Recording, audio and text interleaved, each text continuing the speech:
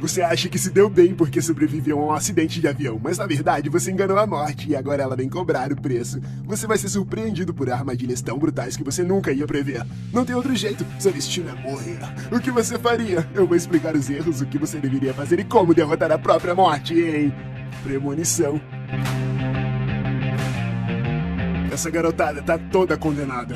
A turma vai pra Paris numa excursão da escola e estão todos animados. Eles vão pro aeroporto e o professor organiza o grupo pra contar os alunos. Tem o esportista Carter e a namorada, a menina antissocial, o Alex e o Todd, seu melhor amigo. Esse menino tem um medo insano de avião e não posso julgar, porque já temos indícios que algo horrível vai acontecer. E pode aparecer tudo coincidência, mas na verdade nem é. Um cara bizarro distribui panfletos de um movimento Hare Krishna que acredita em reencarnação depois da morte. Quando ele fez check-in, ele descobre que o horário do voo é o mesmo do seu aniversário, e estatisticamente o dia do ano que as pessoas mais morrem é no próprio aniversário. A tabela de voos está pirando, o avião tá caindo aos pedaços e na hora que ele vai dar um cagão no banheiro, ele escuta o rádio tocando John Denver, um cantor que morreu num acidente de avião. Isso pode parecer coincidência, mas vai por mim, a paranoia é nossa melhor amiga aqui. Se você não tem relação saudável com a sua intuição, é melhor pensar 2 vezes antes de entrar no avião. Eles embarcam e seu brother tenta convencer ele de que Deus nenhum ia permitir aquele avião cair. Tem um bebê e uma pessoa com deficiência a bordo, mas isso não quer dizer nada. Ele senta e fica claramente surtado. 2 chucas da turma pedem pra trocar de lugar com ele e ele acaba sentando do lado de seu melhor amigo, nosso Todd. Mas percebe que a mesinha tá quebrada. Na moral, esse avião tá deprimente e dá pra ficar preocupado aqui. Eles decolam com tranquilidade e a turma começa a aplaudir, mas nosso Alex não está nem um pouco de boa. De repente, a cabine começa a tremer, as malas começam a voar dos compartimentos e as máscaras de oxigênio caem. O avião tá descontrolado e é o pior pesadelo de qualquer um. Uma explosão acontece e o vulgo derrete seu rosto de um jeito brutal. Então ele acorda. Ele tá de volta no avião, como se nada tivesse acontecido, e as meninas perguntam se podem trocar de lugar de novo. O que tá rolando? Ele corre pra sentar com o melhor amigo e a mesinha da frente quebra igualzinho antes. Ele grita que o avião vai explodir e, lógico, ele fica parecendo maluco. Ele briga com o esportista e os seguranças tiram os 2 do avião.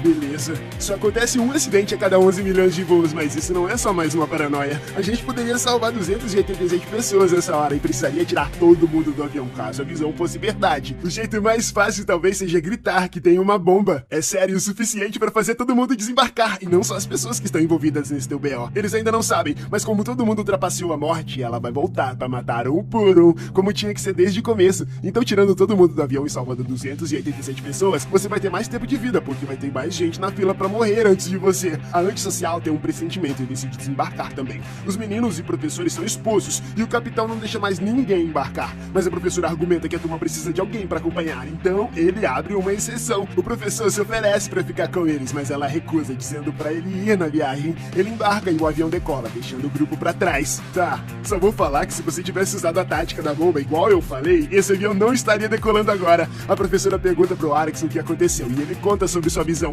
Eles ficam meio surtados, mas o valentão se irrita. Ele não vai mais pra Paris porque esse menino tem medo de avião e os 2 caem no soco. Todo mundo corre pra separar e ninguém percebe o avião explodindo naquele exato momento. O impacto estoura os vidros e todo mundo fica horrorizado de saber que o menino paranoico tinha razão.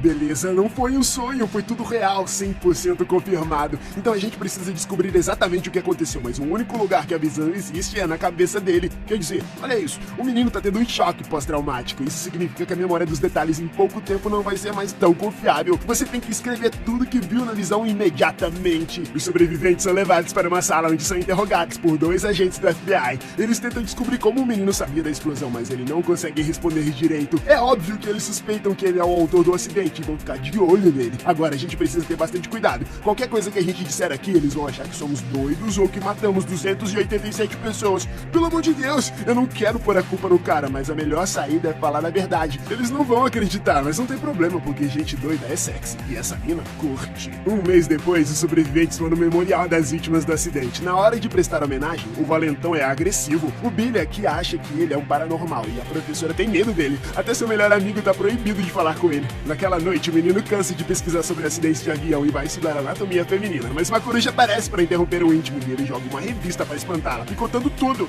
Um pedaço vem voando perfeitamente até sua perna com o nome de seu amigo. É igual a visão. Isso não é coincidência, o cara tá em perigo. Nosso Todd nem imagina o que vai acontecer. Ele vê uma sombra escura no espelho e quando ele liga o rádio, tá tocando a mesma música do John Denver do aeroporto. Ele não percebe um vazamento de água chegando perto dele. Ele escorrega na poça, bate num pote de shampoo e se enforca com o fio do box. A banheira fica muito escorregadia dia pra ele levantar. Por mais que ele tente, fica preso na banheira e morre.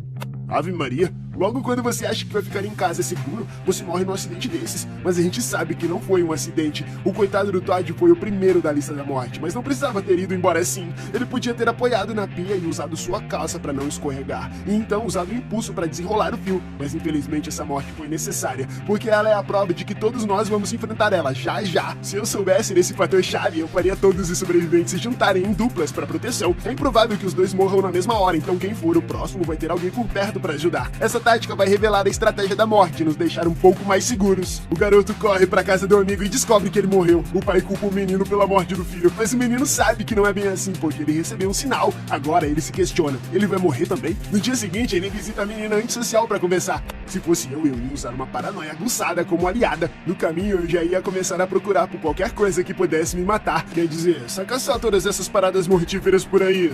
E essa menina tem um segredinho. Ela consegue de alguma forma sentir as emoções dele e uma presença sombria impregnada nele desde o acidente. O que quer que seja, está atrás de cada um, até todos morrerem. A única pergunta é, quem é o próximo? O menino sabe que seu amigo não se suicidou, mas ele precisa provar. Procurando respostas, os dois invadem o necrotério, que nem isso é impossível. Eles encontram o corpo do amigo deitado numa maca, mas são vistos por esse funcionário macabro que sabe mais do que devia. Ele conta que não foi suicídio, porque tem marcas de que teu amigo tentou soltar o fio. O funcionário confirma que a morte anda espreitando eles desde o acidente do avião, e o menino percebe o que precisa fazer. Eles vão embora e sentam num café para conversar. Então o menino explica que se eles conseguirem descobrir quem vai morrer em seguida, eles podem tentar evitar se conseguirem salvar a pessoa, e então eles vão enganar a morte de novo. Ele vê um ônibus no reflexo da janela, mas quando vira não tem ônibus nenhum. É mais uma visão do futuro, e o sentido aranha dele está dizendo que alguma coisa ruim vai acontecer de novo. Estranhamente, os outros sobreviventes entram no café. O menino quase briga com o esportista, mas a namorada fala para os dois seguirem a vida logo antes de sair pra rua.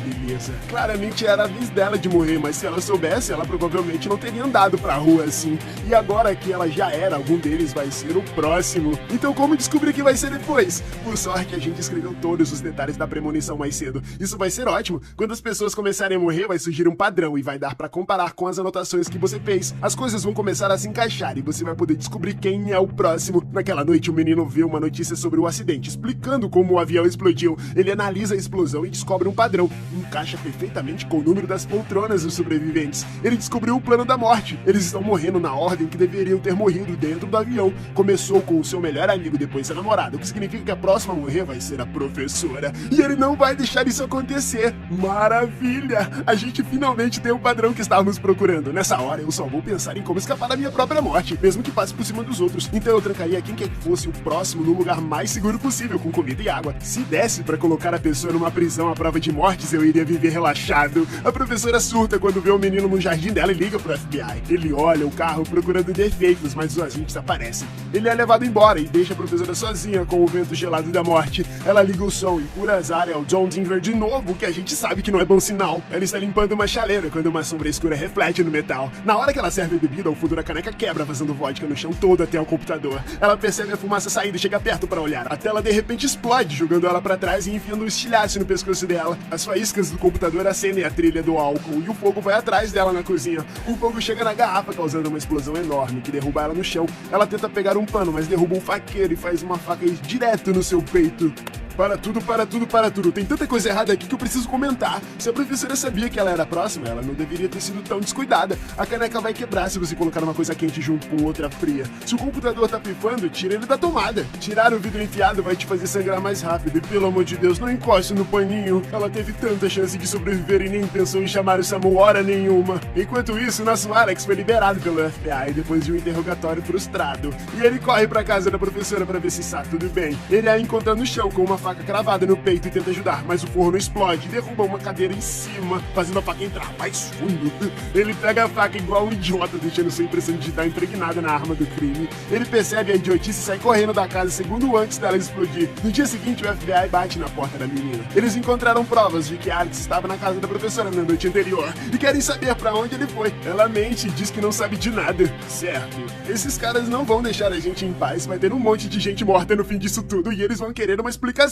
Eu faria todos os sobreviventes usarem uma câmera para gravar o que for acontecer. Aí, se eles morrerem, vão ter os arquivos provando essas mortes sobrenaturais bizarras. Eu não teria que me preocupar com nenhuma acusação e ia poder focar em me manter vivo. Na mesma noite, ela encontra o menino, que está bastante estressado com tudo isso. Ela confessa sobre a própria história e conta que o pai morreu quando ela ainda era nova e que queria que eles tivessem tido uma segunda chance. Eles têm sorte de estarem vivos e ela fala que eles não podem desistir. Eles encontram os outros sobreviventes que ficam sabendo da professora. Eles perguntam se o menino sabe quem é o próximo, mas ele diz que é melhor se eles não souberem. E o esportista surta.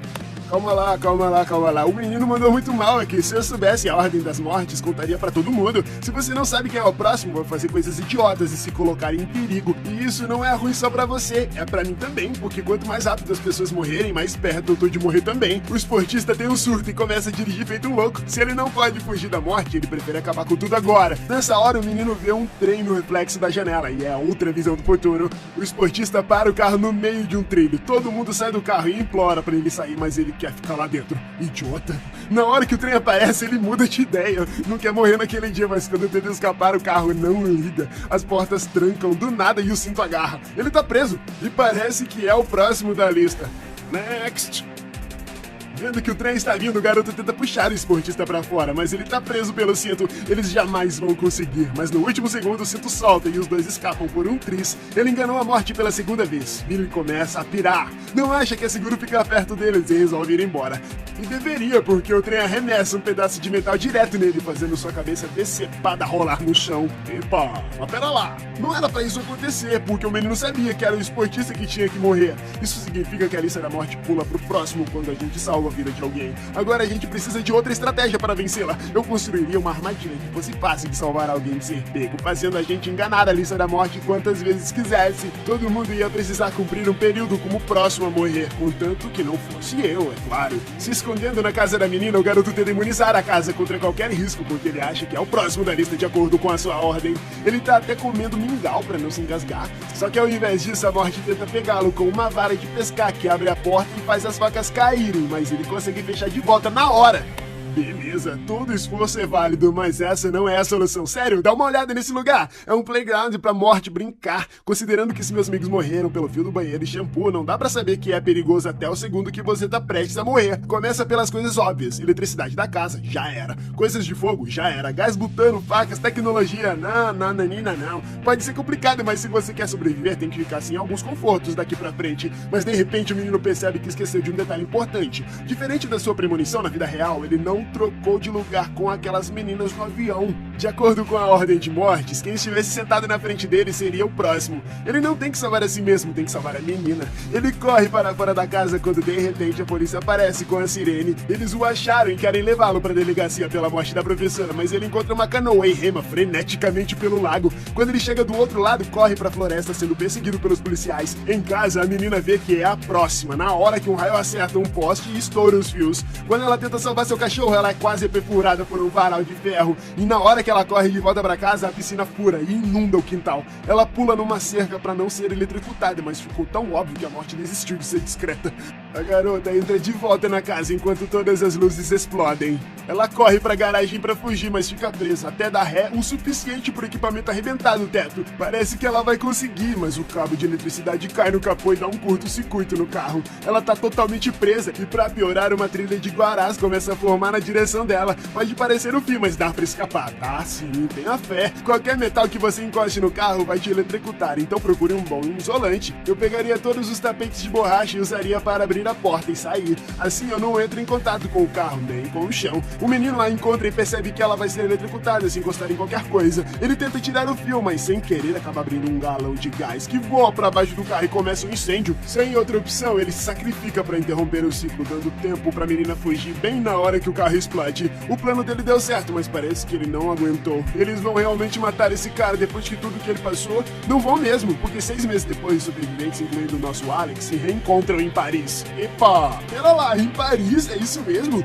Isso significa que eles realmente entraram no avião? Isso é uma péssima ideia. Tudo vai bem e eles todos pensam que acabou, já que passaram 6 meses sem ninguém morrer, mas ele continua sentindo que tem alguma coisa errada. Ele pega um rascunho da lista das mortes e percebe que enquanto ele foi salvar os outros, ninguém foi salvar ele naquela noite, então ele deveria ser o próximo a morrer. O esportista brinca que ele ainda pode ser o próximo e o menino começa a ter maus pressentimentos sem parar. E é óbvio, surge um cara tocando John Denver e um cano derrubando um balde de pregos. Com medo do pior, ele se afasta da mesa, mas a menina o avisa na hora pra ele se desviar de um ônibus. Ele quase é atropelado e vê que o acidente derruba uma placa gigante que vem caindo pra cima dele, e ele é salvo no último segundo pelo esportista. Mas como a sua morte foi evitada, quem é o próximo? A lista completa o ciclo e a placa vem voando de volta.